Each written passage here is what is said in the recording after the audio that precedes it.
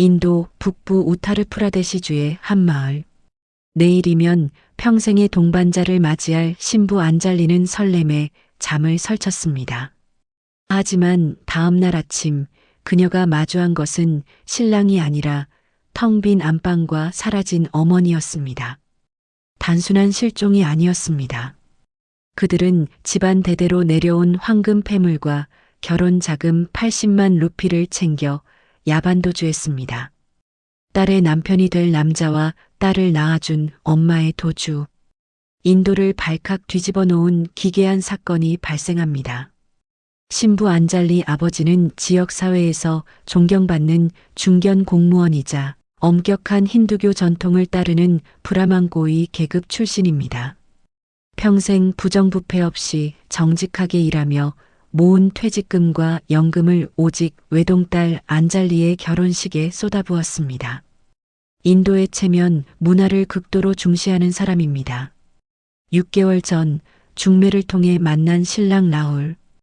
온 마을에서 보기 드문 싹싹한 청년이었습니다. 안잘리와 약혼 후 그는 매일같이 처가댁을 드나들며 점수를 땄죠. 특히 장모 산토시는 사위 자랑에 입이 마를 날이 없었습니다. 라울이 장모의 무거운 짐을 대신 들고 함께 시장에 가서 옷을 골라주는 등 다정한 모습을 보이곤 했습니다. 둘이 장을 보러 가면 다들 남매 같다, 혹은 부부 같다고 농담할 정도로 사이가 좋았어요. 어느 저녁 식사 시간, 아버지는 흐뭇하게 라울을 바라보고 안잘리는 수줍게 웃고 있었습니다. 아버지는 라울이 아들이 없는 자신에게 하늘이 내려준 선물이라 믿었습니다. 사위가 자신의 퇴직금 관리를 돕겠다고 했을 때도 의심한 적 없었죠. 라울은 종종 아버님, 안잘리와 장모님은 제가 세상에서 가장 행복한 여자로 만들겠습니다. 걱정 마십시오라곤 했습니다. 이 말은 중의적인 표현이었습니다. 그는 정말로 장모를 행복한 여자로 만들 준비를 하고 있었으니까요.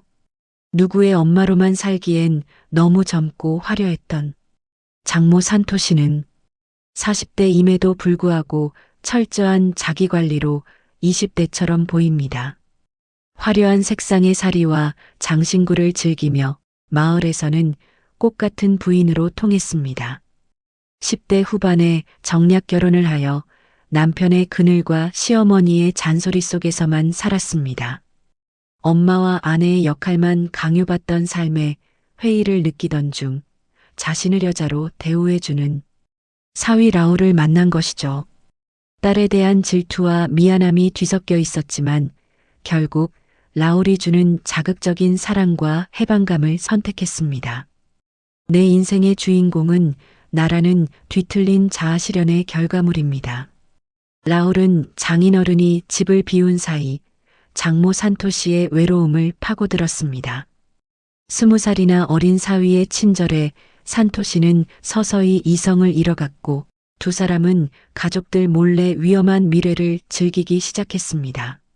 사위 라울은 가난한 집안의 장남으로 자라 성공과 돈에 대한 집착이 강합니다. 사람의 마음을 얻는 법을 본능적으로 아는 가스라이팅의 귀재입니다.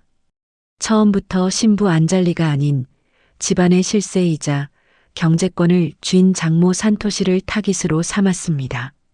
장모에게 당신처럼 아름다운 여인이 여기에서 썩기엔 아깝다. 우리는 전생의 연인이었을 것이라며 끊임없이 유혹했습니다. 하지만 안잘리와 방에 같이 있을 때 라울은 늘 다정하게 스킨십을 했습니다. 천재적인 연기자였습니다. 안잘리 앞에서는 세상에 둘도 없는 지고지순한 약혼자였죠. 그는 안잘리에게 고가의 선물을 사주며 안심시켰지만 사실 그 돈은 장모 산토시의 비상금에서 나온 것이었습니다. 어느 날 오후 2시 라울이 거실에서 장모 산토시의 어깨 등을 안마하며 산토시, 당신 사리에선 항상 장미 향기가 나요. 안잘리는 당신의 우아함을 반도 못 따라가요. 라고 했습니다. 산토시는 얼굴을 붉히며 아이처럼 좋아했습니다.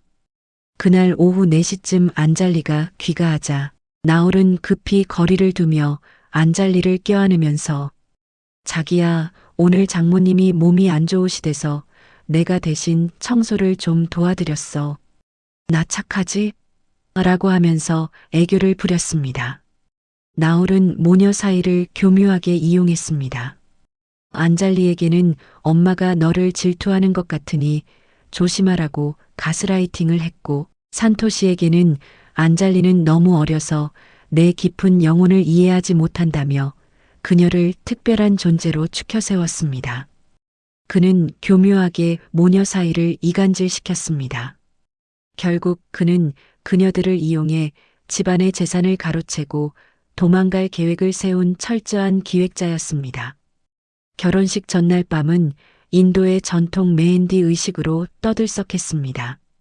모두가 축제 분위기에 취해 있을 때 두 사람은 치밀하게 준비한 계획을 실행에 옮겼습니다. 밤 12시 모두가 잠든 사이 라울이 오토바이를 끌고 집 근처 골목에 대기했습니다. 산토시는 안방 금고에서 딸의 결혼 지참금인 금장식과 현금 다발을 챙겨 나옵니다. 인도에서 지참금 다우리는 한 가문의 전 재산과 같습니다. 아버지가 평생을 바쳐 모은 돈을 엄마는 자신의 딸이 아닌 내 남자가 된 사위에게 바친 셈입니다. 다음 날 아침 사라진 두 사람을 확인하고 신부 안잘리는 실성한 듯 웃다가 울다가를 반복합니다.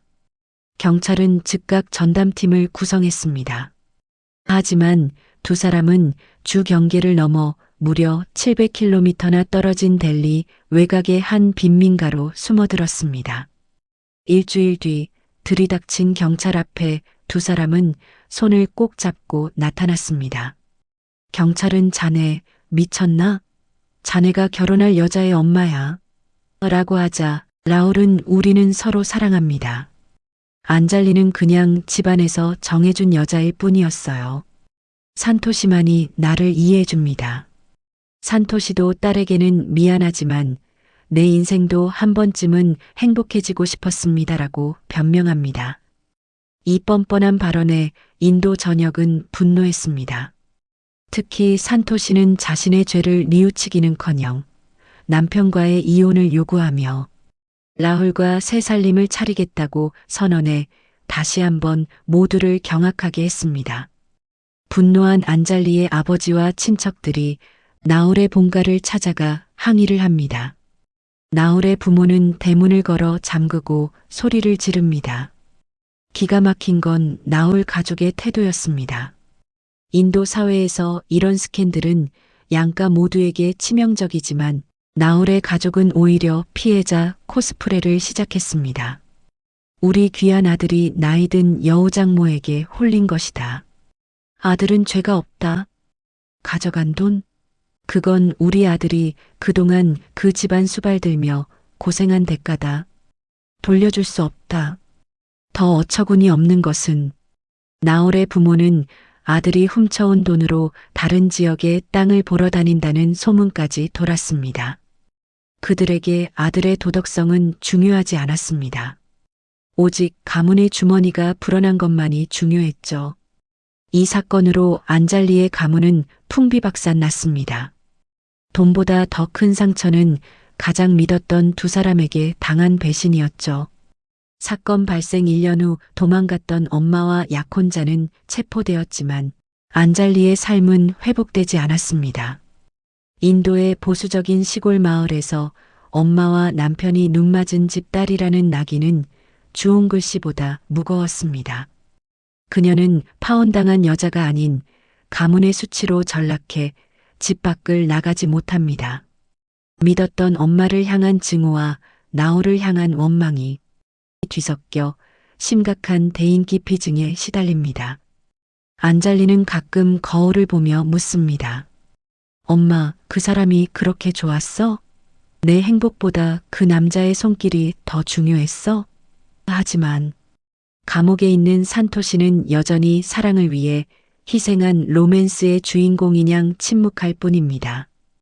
엄마와 나홀의 분류는 단순한 배신을 넘어 아버지가 평생 쌓아온 가문의 명예를 진흙탕에 처박은 사건입니다. 사건 후 아버지는 마을 사람들의 눈총을 견디지 못해 은둔 생활을 하게 됩니다.